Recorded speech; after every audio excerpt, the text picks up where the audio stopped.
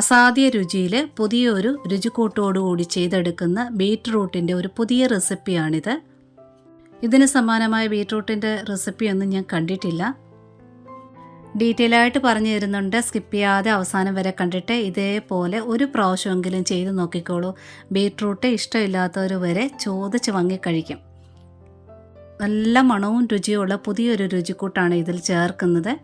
ഇനി ഇതെങ്ങനെയാണ് ചെയ്തെടുക്കുന്നതെന്ന് നോക്കാം. ഞാനിവിടെ ബീറ്റ്റൂട്ട് ചെറിയ കഷ്ണങ്ങളാക്കി എടുത്തിട്ടുണ്ട്. ഒരുപാട് വലിപ്പമില്ല, എന്നാൽ ഒരുപാടൊട്ട് ചെറുതുമല്ല. വലിപ്പമുള്ള 3 ബീറ്റ്റൂട്ടാണിത്. അരിഞ്ഞു വന്നപ്പോൾ 4 കപ്പുണ്ട്. ഇത് കുക്കറിലാണ് വേവിച്ചെടുക്കേണ്ടത്. നല്ല സോഫ്റ്റായിട്ട് കിട്ടുകയും ചെയ്യും, സമയവും ലാഭിക്കാം. ഇതിൽ ബീറ്റ്റൂട്ടിന് ആവശ്യമുള്ള ഉപ്പ് ചേർക്കുക. ഇനി വേകാൻ ആവശ്യമുള്ള വെള്ളം ഒഴിക്കണം. ഇത്ര ഒഴിക്കുന്നില്ല, 1/2 കപ്പ് മാത്രം ഒഴിക്കുന്നുള്ളൂ. വെന്തതിന് ശേഷം കുക്കറിനകത്ത് വെള്ളം വരാതെ നോക്കണം. കുറച്ച് വെള്ളം ഒഴിച്ചാൽ മതി. ഇനി കുറച്ച് മഞ്ഞൾപ്പൊടിയൂടെ ചേർത്ത് ഇളക്കുക. ഇതിൽ വെള്ളം കുറച്ചേ ഒഴിച്ചിട്ടുള്ളൂ. ഇത് ചെറിയ കുക്കറാണ്. ഫുൾ ഫ്ലെയിമിലിട്ട് ഒരു 4 അല്ലെങ്കിൽ 5 വിസിൽ വരെ മതിയാകും. പിന്നെ കുക്കറിൻ്റെ സൈസ് അനുസരിച്ച് വിസിലിൻ്റെ എണ്ണത്തിൽ വ്യത്യാസമുണ്ടാകാം. വെള്ളത്തിനകത്തിട്ട് നമ്മളിങ്ങനെ തിളപ്പിച്ച് വേവിച്ചെടുക്കുകയാണെങ്കിൽ നല്ലതായിട്ട് സോഫ്റ്റായിട്ട് കിട്ടത്തില്ല. വെന്തിരുന്നാലും ഒരുമാതിരി കിറുകിറാന്നിരിക്കുമല്ലോ, നിങ്ങൾക്കറിയാമല്ലോ. അപ്പോൾ കുക്കറാണ് നല്ല സോഫ്റ്റായിട്ട് വെന്തിരിക്കും. കുട്ടികൾക്കൊക്കെ ആണെങ്കിലും കഴിക്കാൻ ഇഷ്ടമാവുകയും ചെയ്യും, നല്ല സോഫ്റ്റ് ആയത് കാരണം. ഇത് വെന്ത് വന്നിട്ടുണ്ട്. ഇതിലിപ്പോൾ ഒട്ടും വെള്ളമില്ല. അഥവാ 2-3 ടേബിൾ സ്പൂൺ വെള്ളം ഉണ്ടെന്നുണ്ടെങ്കിൽ ആ കുക്കറിലെ വെച്ച് വെള്ളം വറ്റിച്ചങ്ങ് എടുക്കുക.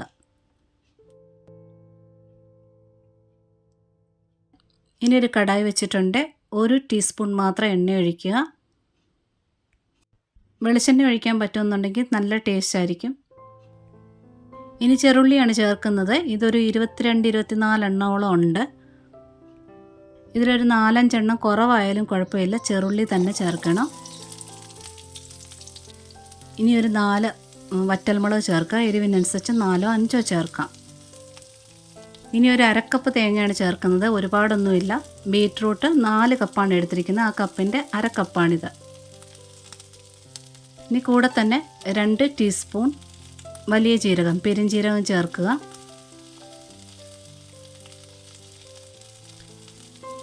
ഇനി നല്ല ഫ്രഷ് ആയിട്ടുള്ള കറിവേപ്പില കുറച്ചേറെ ചേർക്കുക. ഉണങ്ങിയ കറിവേപ്പില ചേർക്കരുത്, ഫ്രഷ് ആയിരിക്കണം. ഇനി തീയെ നല്ലവണ്ണം കുറച്ച് വെച്ചുകൊണ്ട് തന്നെ ഒന്ന് വറുത്തെടുക്കണം. ഒരുപാടൊന്നും വറുത്ത് വരണ്ട. ആ തേങ്ങയുടെ ആ വെള്ളമയം ഒന്ന് മാറിയിട്ട് ബ്രൗൺ ആകാനായിട്ട് തുടങ്ങുന്ന ഒരു പരുവുണ്ടല്ലോ, അവിടെ വരെ വറുത്തെടുക്കണം. പിന്നെ നോൺ സ്റ്റിക്ക് പാനിനകത്തിട്ട് വറുത്തെടുക്കരുത്. കാരണം എന്നാന്ന് വെച്ച് കഴിഞ്ഞാൽ നമ്മളിത് ആ ഒരു പരുവാകാൻ വേണ്ടി ഇങ്ങനെ വറുത്തുകൊണ്ടിരിക്കും. കളർ ചേഞ്ച് പെട്ടെന്ന് അറിയില്ല. അപ്പോൾ തേങ്ങ ഒരുപാട് അങ്ങ് ഡ്രൈ ആയി നമ്മളിങ്ങനെ ഇളക്കിക്കൊണ്ട് അങ്ങ് നിൽക്കും. ഈ സമയത്തൊക്കെ ഭയങ്കര ഒരു സ്മെല്ലാണ്, ഒരു പ്രത്യേക സ്മെല്ലാണ്. ഇപ്പം കളറ് തേങ്ങയുടെ ചേഞ്ച് ആയി തുടങ്ങിയിട്ടുണ്ട്. ആ സൈഡിൽ ഒട്ടുന്ന പരുവ് അങ്ങ് മാറിയിട്ടുണ്ട്. വെള്ളം നല്ലോണം വലിഞ്ഞു വന്നിട്ടുണ്ട്.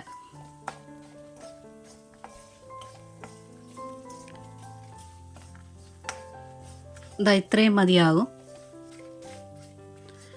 ഇതിലിപ്പോൾ തേങ്ങ ഒട്ടും ബ്രൗൺ ആയിട്ടില്ല. ആ പെരുംജീരകം ആണെങ്കിലും ഒട്ടും കറുപ്പൊന്നും ആയിട്ടുമില്ല. ഇതുപോലെ എടുക്കണം.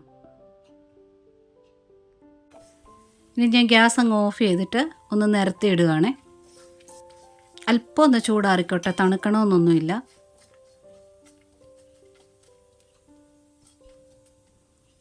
ഇനി മിക്സിയുടെ ജാർ എടുത്തിട്ടുണ്ട്. ആ വറ്റൽമുളക് ഉണ്ടല്ലോ, അത് ആദ്യമേ തന്നെ അടിയിലിടാനായിട്ട് നോക്കണം. നമ്മളിത് ഒരുപാട് അരയ്ക്കുന്നില്ല, പൾസ് ചെയ്ത് എടുക്കുന്നത്. അതായത് നമ്മൾ തോരനൊക്കെ ചേർക്കുന്ന ഒരു പരുവത്തിലാണ് അരയ്ക്കുന്നത്. അപ്പോൾ ആ സമയം കൊണ്ട് തന്നെ വറ്റൽമുളകൊക്കെ ഒന്ന് പൊടിഞ്ഞ് വരണമല്ലോ, അതുകൊണ്ട് അടി ചേർക്കണം. അല്പം ചൂടുണ്ടെങ്കിലും കുഴപ്പമൊന്നുമില്ല, തരുതരപ്പായിട്ട് അരച്ചുകൊണ്ട് വരാം.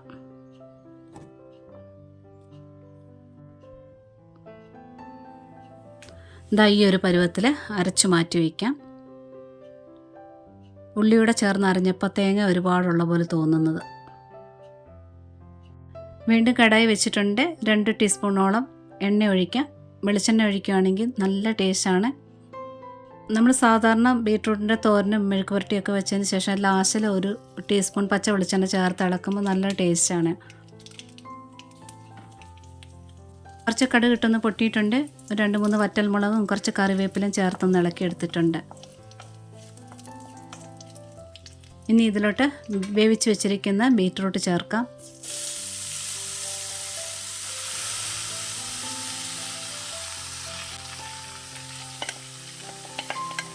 ഇതിലിപ്പോൾ ഒട്ടും വെള്ളമില്ല, കറക്റ്റ് പരുവത്തിലാണ് എടുത്തിട്ടുള്ളത്.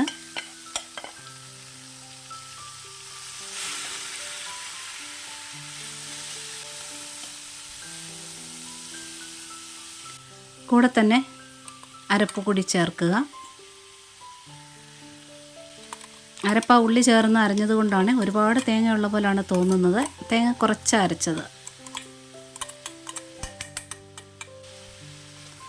നന്നായിട്ട് ഇത് മിക്സ് ചെയ്ത് വെക്കുക. തീ നന്നായിട്ട് കുറച്ച് വെച്ചാൽ മതിയാകും, കാരണം ഇത് രണ്ടും വെന്തതാണ്. ഇനി ഇത് നല്ലവണ്ണം ഒന്ന് യോജിപ്പിച്ചെടുക്കണം.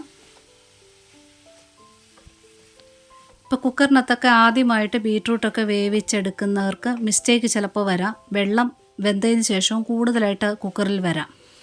അപ്പം ഒരുപാടിട്ടങ്ങ് തിളപ്പിച്ച് വറ്റിച്ച് വരുമ്പോഴത്തേന് ഓവറായിട്ട് ബീട്രൂട്ട് അങ്ങ് വെന്തു പോകും. അപ്പോൾ അവർക്കുള്ള ടിപ്പാണ്, അങ്ങനെ ഒരു 1/2 ഗ്ലാസ് അല്ലെങ്കിൽ 3/4 ഗ്ലാസോളം വെള്ളം കൂടുതലായിട്ട് ഉണ്ടെന്നുണ്ടെങ്കിൽ അതങ്ങ് ഊറ്റി മാറ്റുക. അത് വേറെ കറിക്കകത്തോ തോരനകത്തോ സൂപ്പിനകത്തോ ഒക്കെ ഒഴിക്കാം. അരപ്പെല്ലാം ചേർത്ത് നന്നായിട്ട് മിക്സ് ചെയ്തിട്ടുണ്ട്. ഉപ്പ് പാകമാണോ എന്ന് ചെക്ക് ചെയ്തതിന് ശേഷം ഇതുപോലെ ഒന്ന് ചേർത്ത് സെൻറ്ററിലോട്ട് വെച്ചതിന് ശേഷം തീ നന്നായിട്ട് കുറച്ച് വയ്ക്കുക. ഒരു 1.5 അല്ല 2 മിനിറ്റിൽ കൂടുതൽ വെക്കേണ്ട, മൂടി വയ്ക്കുക. ആ ഫ്ലേവറെല്ലാം നന്നായിട്ടൊന്ന് ബീട്രൂട്ടിലൊന്ന് കയറി ഇറങ്ങട്ടെ. നന്നായിട്ടൊന്ന് ചൂട് പറ്റിയാൽ മാത്രം മതിയാകും. തീ കുറച്ചിടുക. ഒരു 1-2 മിനിറ്റിൽ കൂടുതൽ വെക്കേണ്ട, ഇതെല്ലാം വെന്തതാണല്ലോ. ഇത് നന്നായിട്ട് ചൂട് കയറിയിട്ടുണ്ട്. നന്നായിട്ടൊന്ന് വീണ്ടും ഒന്നുകൂടെ ഒന്ന് ഇളക്കി ഒന്ന് നിരത്തിയിടുക. ഞാനിതിൽ പറഞ്ഞിരിക്കുന്ന എല്ലാ സാധനങ്ങളും നിങ്ങളുടെ കയ്യിൽ ഉള്ള സമയത്ത് വേണം നിങ്ങളിത് ചെയ്തെടുക്കാനായിട്ട്. ചില സമയത്ത് നമ്മുടെ കയ്യിൽ വറ്റൽമുളകില്ല, ശരി പച്ചമുളക് ഇട്ടങ്ങ് അഡ്ജസ്റ്റ് ചെയ്തേക്കാം. അതുപോലെ തന്നെ ചെറുള്ളി ഇല്ല, സവാള ഇട്ടേക്കാം എന്നൊക്കെ നമ്മൾ അഡ്ജസ്റ്റ് ചെയ്യാറുണ്ട്. ഇതൊരു പുതിയ റെസിപ്പിയാണെന്ന് ഞാൻ പറഞ്ഞു, നല്ല രുചിയാണെന്ന് പറഞ്ഞു. അതേ രുചി നിങ്ങളുടെ കയ്യിലെത്തണമെന്നുണ്ടെങ്കിൽ ഞാൻ ഈ പറഞ്ഞിരിക്കുന്ന ഇൻഗ്രീഡിയൻറ്റ് അതുപോലെ തന്നെ ചേർക്കാൻ നോക്കണേ. ഇതിപ്പോൾ ഞാൻ ഗ്യാസ് ഓഫ് ആക്കിയിട്ടുണ്ട്. ഇത് തണുക്കുമ്പോഴത്തേനും ഒന്നുകൂടി ഇതിൽ ടേസ്റ്റ് കൂടും. ആ ഫ്ലേവറെല്ലാം ബീട്രൂട്ടിലൊക്കെ നല്ലവണ്ണം ഇറങ്ങും. ട്രൈ ചെയ്ത് നോക്കുക. എന്നാൽ പിന്നെ ഇഷ്ടപ്പെട്ടിട്ടുണ്ടെങ്കിൽ ആ ലൈക്ക് ബട്ടൺ ഒന്ന് ടച്ച് ചെയ്തിട്ട് പോകാൻ മറക്കരുത്. കൂട്ടുകാർക്ക് ഷെയർ കൂടെ ചെയ്തേക്കണേ. സബ്സ്ക്രൈബും ചെയ്ത് നോട്ടിഫിക്കേഷൻ ബെൽ ബട്ടണിൽ ഓൾ ഓപ്ഷൻ ഒന്ന് എനേബിൾ ആക്കിയിടാനും മറക്കരുത്. ഇതുവരെ തന്ന സപ്പോർട്ടിൽ ഒരുപാട് നന്ദിയുണ്ട്. ഒരുപാട് സ്നേഹത്തോടെ താങ്ക്സ് ഫോർ വാച്ചിങ്.